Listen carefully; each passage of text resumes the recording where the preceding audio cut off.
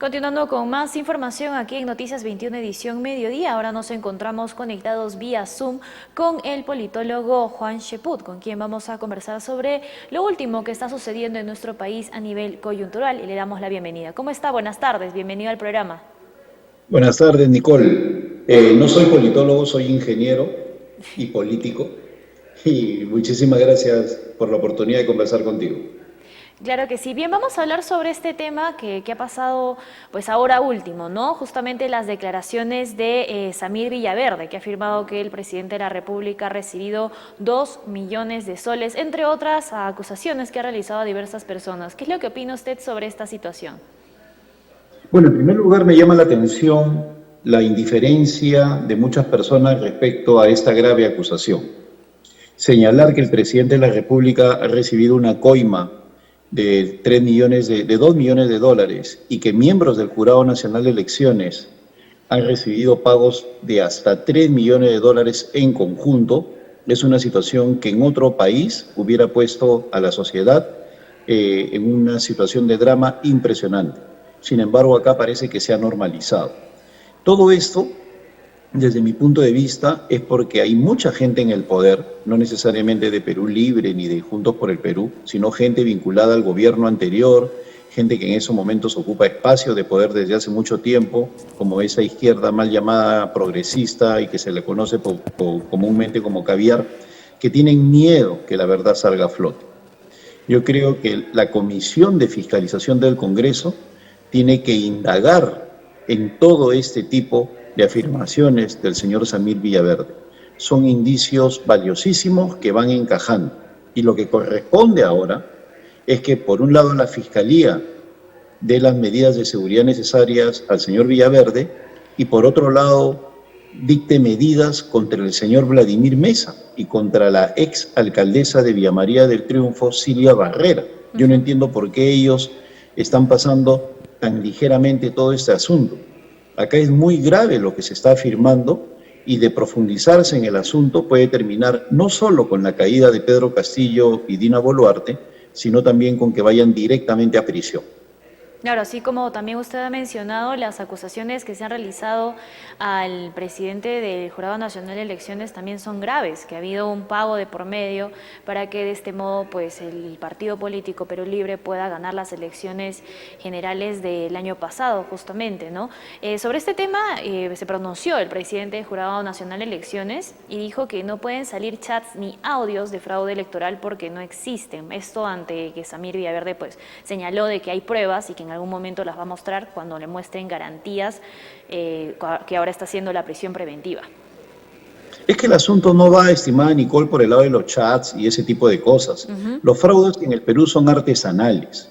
Es decir, una persona puede modificar el acta electoral y, por otro lado, puede manipular la decisión a través de la impugnación u observación de las actas una vez que éstas ya han sido inclusive contabilizadas. Y eso se hace a través del Jurado Nacional de Elecciones. Decir que no hay pruebas es simplemente una actitud en la cual el presidente del Jurado Nacional de Elecciones, como otros personajes como Fernando Tuesta, están a la defensiva, en lugar de ponerse al servicio de las investigaciones y tratar de llegar al fondo del asunto. Una persona que no le teme a nada no sale a decir no hay pruebas, sale a decir soy inocente.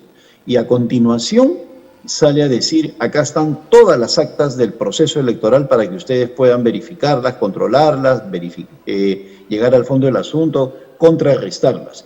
Y nada de eso hace el señor Salas Arenas, nada de eso.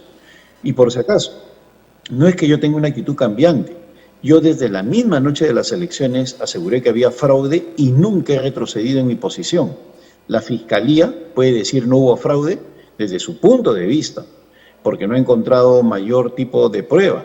Pero yo como ex personero técnico sé, con conciencia crítica y sé, por conocimiento acumulado, por las veces que he sido personero técnico, que acá han habido irregularidades que me permiten asegurar que sí hubo fraude.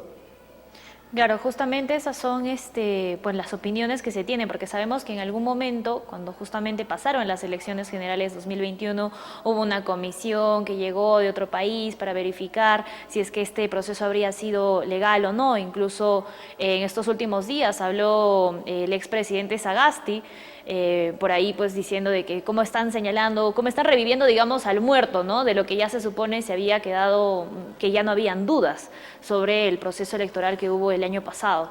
Y hemos visto que han habido varias personas que han declarado, como usted bien señala, prácticamente defendiendo el proceso electoral que fue en el 2021. Es que el señor Sagasti también se muere de miedo, ¿no? Porque él sabe perfectamente que ha habido una serie de irregularidades. Y no es cuestión de revivir al muerto, es cuestión de llegar a la verdad, porque al Perú se le ha estafado. En cualquier lugar del mundo, cuando después de años se sabe que ha habido algún tipo de irregularidad, se revive el proceso, sobre cualquier cosa, no solamente sobre temas electorales. Un asesinato oculto, una estafa que no fue denunciada en su momento, inclusive el movimiento Me Too de las mujeres, yo también, se basa en acusaciones de cosas que pasaron hace años. Así que no es cuestión de que como ya pasó un par de años del proceso electoral ya no hay nada que hacer, o un año. Acá es cuestión de averiguar la verdad porque se ha estafado al pueblo peruano sobre la base de que no se ha respetado la voluntad popular y lo peor de todo, ha habido pagos de por medio.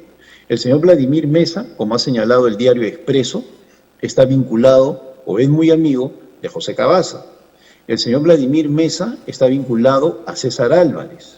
El señor Vladimir Mesa tiene serias acusaciones de lavado de activos. El señor Vladimir Mesa ha dicho que llegó a Salas Arenas por intermedio de interpósitas personas, entre ellas Silvia Barrera. El señor Vladimir Mesa ha sido jefe de campaña de políticos connotados y él mismo ha tenido problemas para justificar sus ingresos. Entonces es un personaje que no tiene todas a su favor. ¿Por qué no se le va a investigar? ¿Qué corona tiene?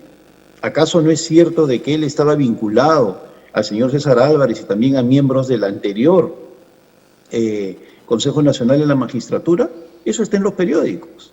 Entonces, acá hay cuestiones muy graves que es necesario indagar porque, como te digo, yo no tengo ninguna duda que estas irregularidades nos pueden llevar a determinar que sí hubo fraude en el proceso en el cual ganó Pedro Castillo.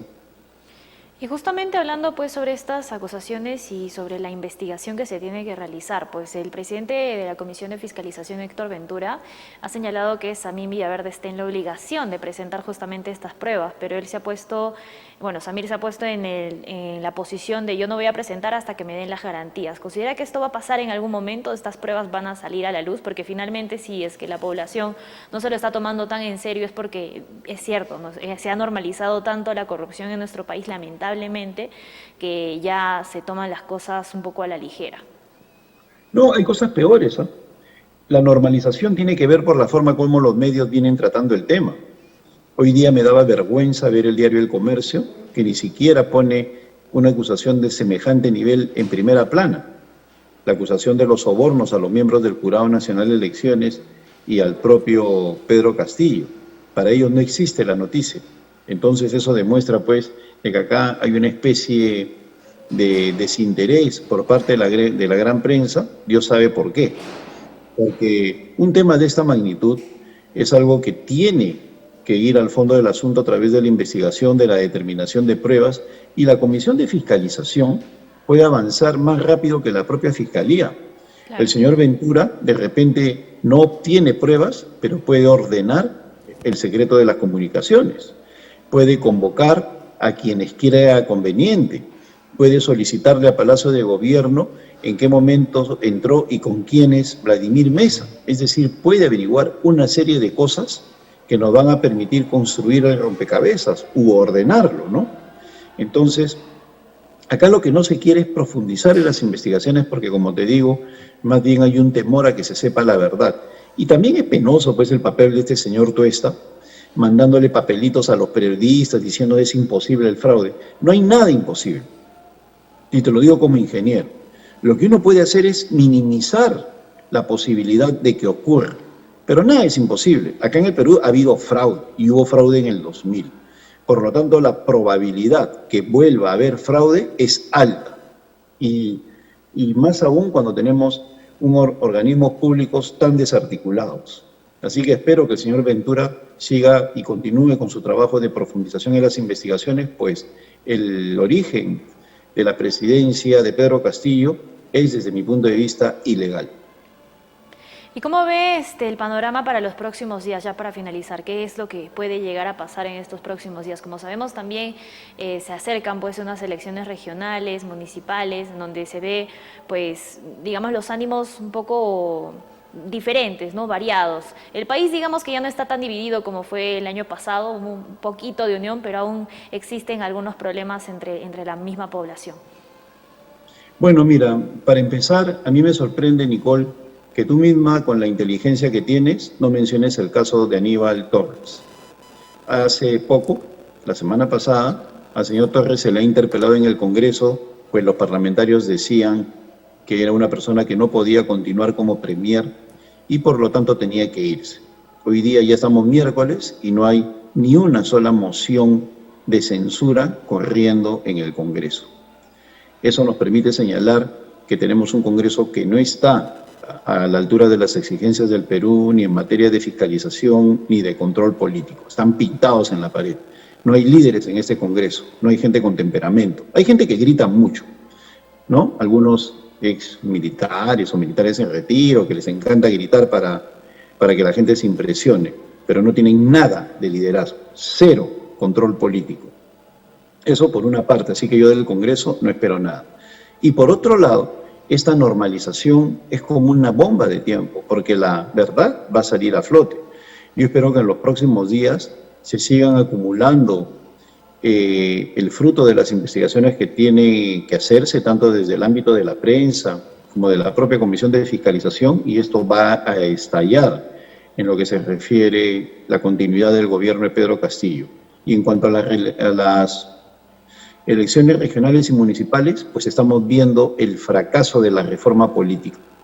El 15 de mayo y este 22 tenían que hacerse las primarias de los partidos. ¿Y cuántos han asistido? ¿Cuántos han votado? Sí, ¿Cuántas candidaturas son múltiples, ¿no? En la gran mayoría de casos es un solo candidato por jurisdicción.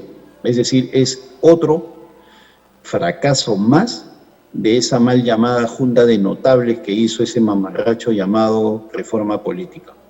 Entonces estamos viviendo pues las consecuencias del nefasto periodo de Martín Vizcarra, y por eso es que la política se ha degradado tanto, ¿no?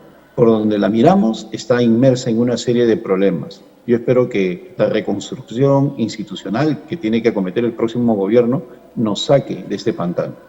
Bien, como bien usted ha mencionado, pues el Congreso sí está presentando, digamos, mociones. Ahora la última es de que congresistas de diferentes bancadas están impulsando una moción contra el ministro Oscar Sea, el Ministerio de Desarrollo Agrario, justamente, pero sabemos que esas mociones no están llegando a concretarse justamente para poder interpelar a los ministros que definitivamente no van, como bien sabemos que es pues Aníbal Torres, que no está haciendo un muy buen papel como premier.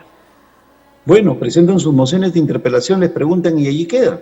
Claro, es decir, es simplemente para el espectáculo. Inclusive hemos visto cómo el señor Aníbal Torres y el congresista Quiabra se gritan, ¿no?, mutuamente y se la cortan para la salida, ¿no?, en un juego completamente infantil.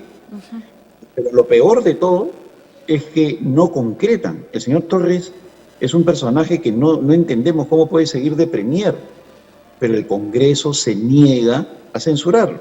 Eso demuestra pues el bajísimo nivel de este Parlamento, que hace mucha bulla, pero tiene pocos logros concretos. Claro, bueno, vamos a ver qué es lo que pasa en los próximos días. Muchas gracias, señor Cheput, por esta entrevista. Esperemos encontrarnos en una próxima oportunidad. Buenas tardes. Muchas gracias también, Nicole. Hasta pronto.